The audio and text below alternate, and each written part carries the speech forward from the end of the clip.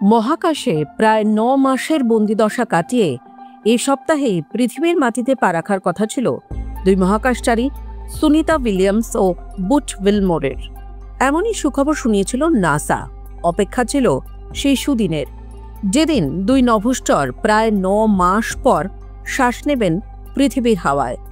কিন্তু ফের আশাভঙ্গ, ফের পিছিয়ে গেল দুজনের পৃথিবীতে ফেরা। মিশন ম্যানেজারের পক্ষ থেকে জানানো হয়েছে, প্রবল হাওয়া তাছাড়া বৃষ্টির পূর্বাভাস থাকায় স্পেস এক্স ক্রু 10-এর সফর বাতিল করা হয়েছে।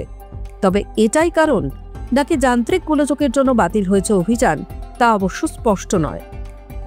আমেরিকান মহাকাশ গবেষণা সংস্থা নাসা একটি বিবৃতি দিয়ে জানিয়েছে, নাসা ও স্পেস এক্সের যৌথভাবে 12ই মার্চের ক্রু 10 অভিযান স্থগিত রাখার সিদ্ধান্ত নিয়েছে।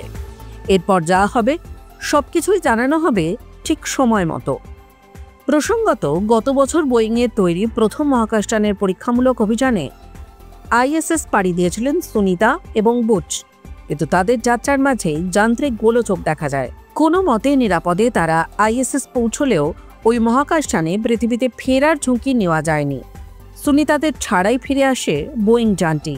ঠিক হয় স্পেস এক্সের মহাকাশযানে ফিরবেন সুনিতারা, কিন্তু তাও ক্রমেই পেছচ্ছে। তবে আশার খবর এটুকুই, স্পেস এক্সের তৈরি যান খুব শীঘ্রই ফের রওনা দিতে পারে সুনিতাদের নিয়ে আসতে। টাইমস নাও খবর।